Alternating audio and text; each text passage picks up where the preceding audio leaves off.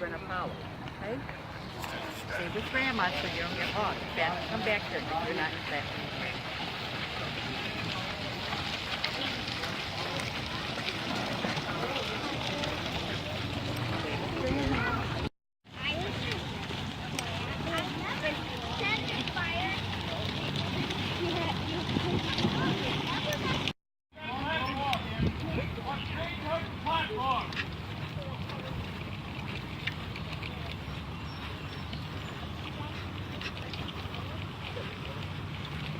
From here, but thank you, folks. You got a ration of rum, we share it with you.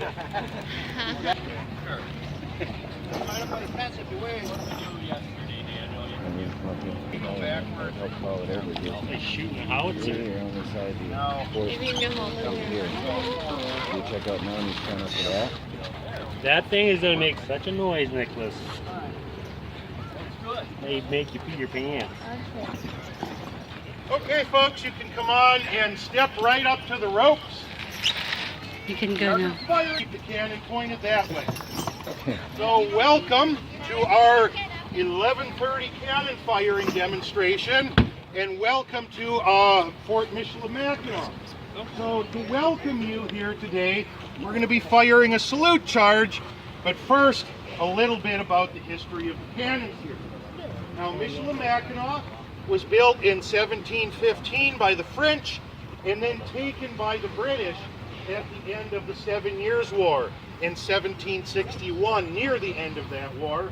And the British were here for about 20 years until they abandoned the fort in 1781 after moving most of it over to Mackinaw Island. So during most of their time here, the British did not really have any incidents of violence, with the exception of 1763. But when the American Revolution broke out, there was a direct threat of violence against the fort, so these cannons would have been crucial in defending the walls of the fort. If this was the 1760s, odds are we wouldn't have the cannon down on the waterfront. Now this cannon has a maximum range of 1 mile, which sounds very impressive, but you have to remember the straits are 5 miles across. That means we cannot use this weapon to control the straits by any means. So we would have had 4 6-pounders like this. We call it a 6-pounder because it launches a 6-pound ball up in the bastions and the platforms above the walls. Now in combat, this cannon is ideally supposed to have a crew of 15 men, because with 15 men, you can load and fire it maybe every 5 to 10 seconds. You're going to have drag men, about 6 of them, who are going to be pulling it around, just like we did. You're going to have matrosses at the front, loading. You're going to have a gunner in the back, priming. You're going to have a guy giving the commands, a man tending the slow match, just like Jim is doing now. So with 4 cannons here at the fort, each requiring a crew of 15, we have a problem. Although there are about 70 soldiers stationed here, only 2, at the very most 3 of them, are members of the Royal Artillery. That means that these artillerymen likely would have been training infantrymen like ourselves to man these cannons should an attack against the fort come. Now perhaps a just as important use for these cannons here at Mackinaw has to do with the fact that this is kind of a political center for the Great Lakes. Now Captain DePeisner and his predecessors spent a lot of time doing political negotiations amongst the British and the French and the various Native American tribes who made their home here at the Straits. So when important Native leaders or even British leaders would arrive here at the forts, typically the men would fire a salute charge, or more than a salute charge, more than one, to welcome these dignitaries. And that's what we're going to do for you here. Now in a few minutes here, we're going to make a loud boom, but unfortunately it is just a salute charge, meaning there is no cannonball. So this is our crew. Kind of historically accurate, we only have about 3 guys on the cannon. My name is Rob, and I'm joined out here by Daniel and by Jim. Now the first order I give will be prepare for action. Now Daniel and Jim are first going to remove the ammunition boxes from the cannon and the tools that are used to load and clean it. This cannon has to be highly mobile on the battlefield, meaning that everything you need to load and fire it has to be strapped to it. But once the battle starts and you begin firing the cannon, you don't want to have the ammunition boxes right up on the cannon because a bunch of fire shoots out of the end when we fire it. So if a single spark gets into the ammunition, it could cause serious problems. We also have some covers on the gun.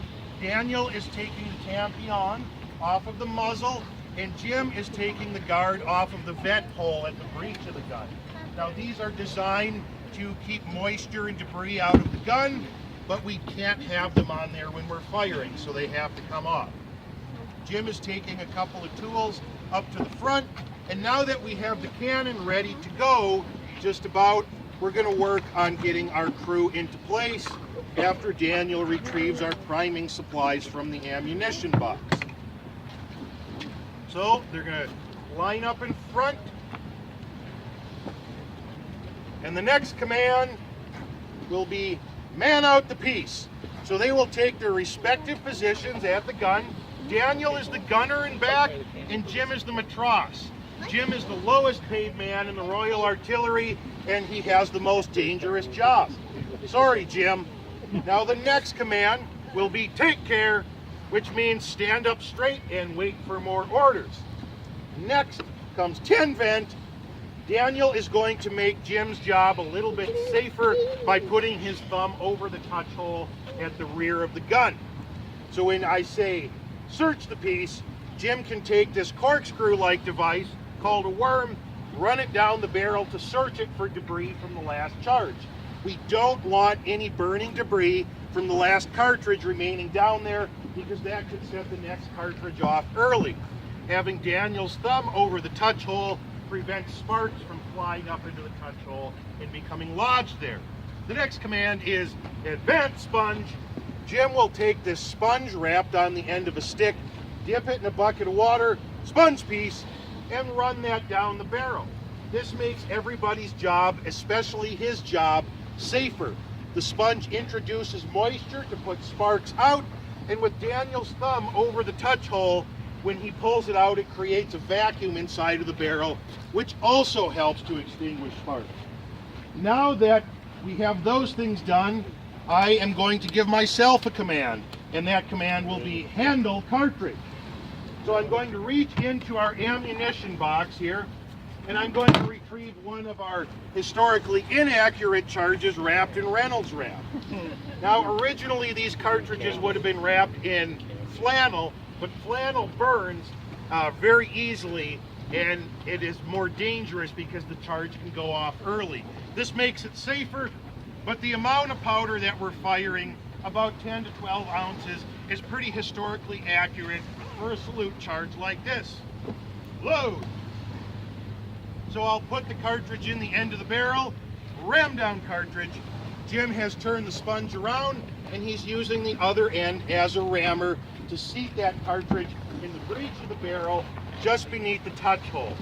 Prime. Daniel's going to take a brass priming wire, run that down the touch hole to break the cartridge open and expose some loose black powder.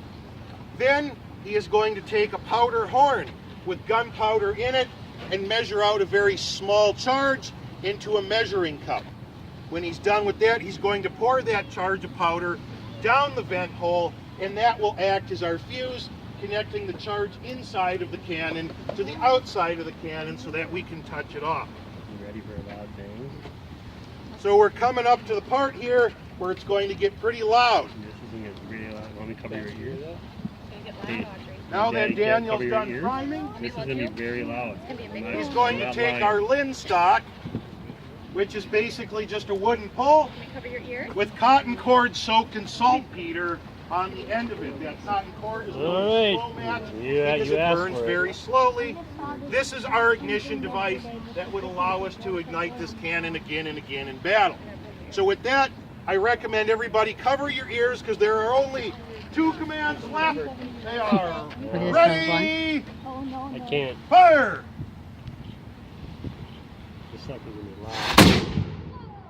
God save the king and secure the peace. Loud? Thank you, ladies and gentlemen. Mackinaw.